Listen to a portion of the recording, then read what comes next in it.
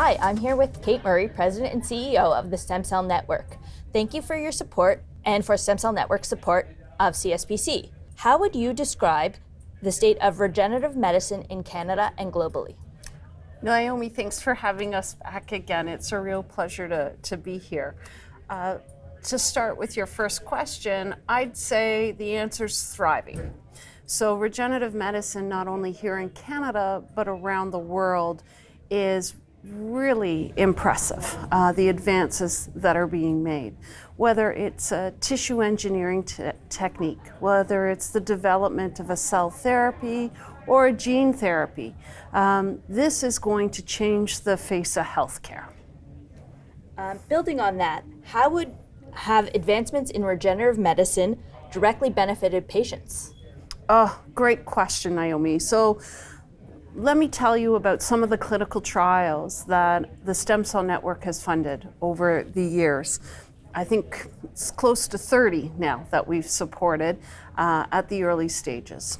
One of my favorites is about a cell therapy for premature babies who are born with underdeveloped lungs. And they need a cell therapy to help get the lung going at full capacity. If you don't have access to oxygen, all of your other organs are going to suffer. Your brain's not going to develop properly. Your eyesight's not going to develop. Your heart isn't going to develop. We have to have strong lungs at birth.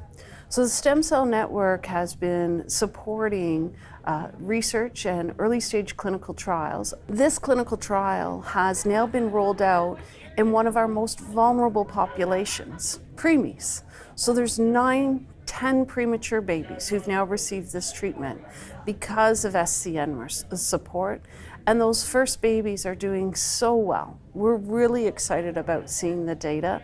This is a life-changing therapy for those babies and their families. That's just one example. We also have really exciting research that's now in clinical trials on muscular dystrophy and treating with a drug that will help to support all of the young men, mostly young men, who suffer from muscular dystrophy, which really degenerates the muscle cells. And we're on to something special in that space. And in type 1 diabetes, well, this is going to be game changing for those who live with type 1 diabetes. We have a variety of different cell therapies that are now in the clinic that will help us not just to treat type 1 diabetes, but actually cure it. So you've talked about the benefits to patients of stem cell therapy, but what are some of the hurdles that regenerative medicine therapies face in access and affordability? Okay, so regenerative medicine, this is for the most part, we're dealing with living therapies. So it's not just a small molecule drug that you and I might take. This is about receiving live living cells. It's about manipulating genes. It's about growing tissue. So this is a really complex area for not just Canada, but for the world to regulate and manage. The science that goes into this takes decades to develop because we want to make sure that we're giving people safe and effective treatments. So they're expensive, but we need to change how we think around these types of therapies because they're not just Band-Aid solutions to treat symptoms, they're curative. They keep people out of the hospital. They change the life course of somebody. So the upfront expenses that get paid into these therapies to offset the costs of all of the development are seen over a lifetime. So thinking around that affordability issue is a big, complex challenge for the field. Also, how we regulate these therapies. They're not a diagnostic, and they're not just a pharmaceutical. So we need to have specialized pathways that will allow us to quickly move these therapies forward in an efficient way. especially for those therapies that are going to be done in hospital and are going to involve your cells or my cells and then be given back to us through a specialized treatment. That needs to be done in a very time-effective manner, and so our regulatory environment has to be able to be responsive in that situation.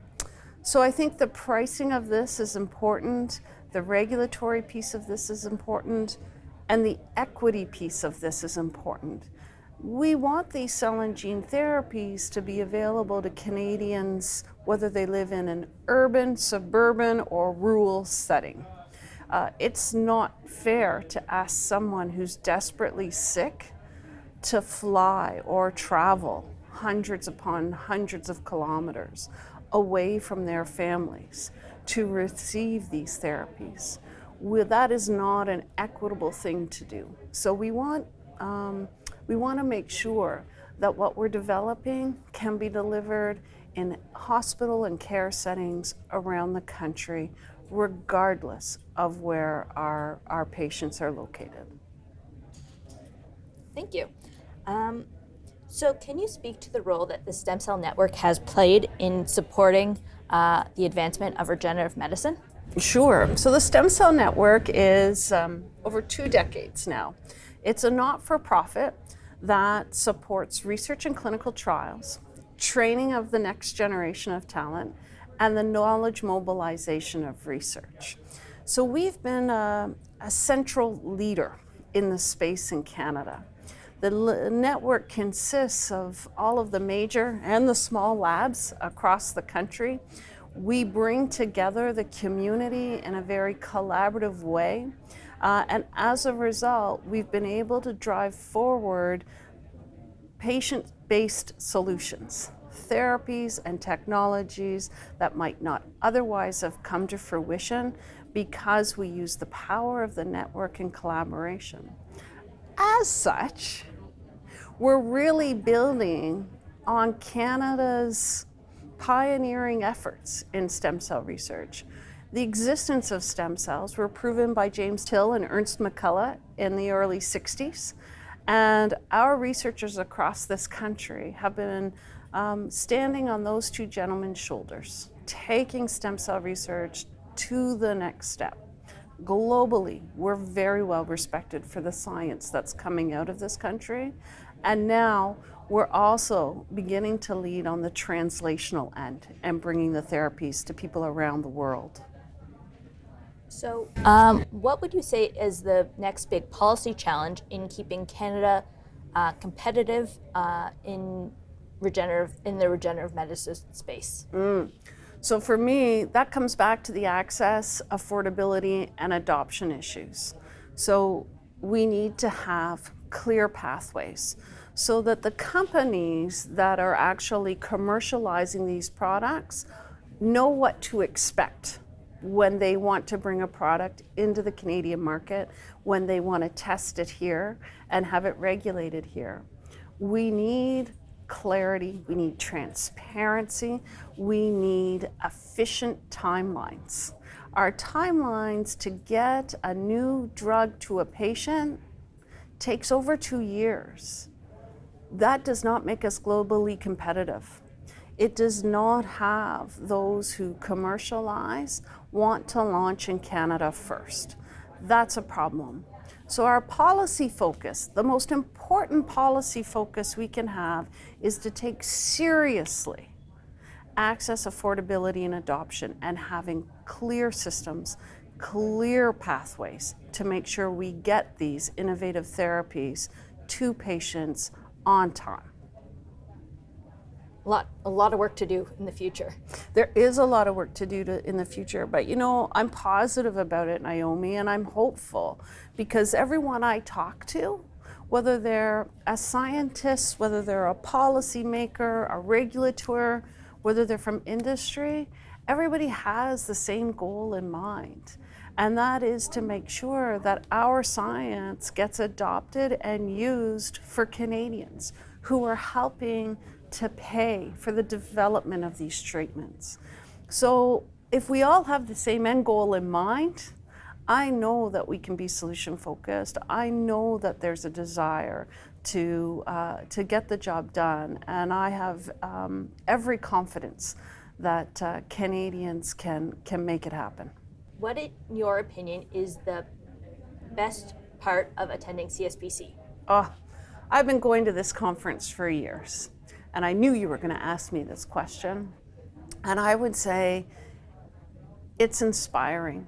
Maybe CSPC, the conference should be called Inspire, because of the dialogues that happen and the fact that it connects the community and brings us all together from across the country to have really informed, thoughtful, and inspiring conversations that then have a trickle-on effect that lead to action.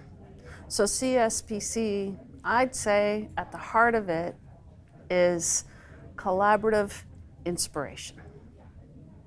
Thank you so much for participating in the interview series. It's been a great conversation.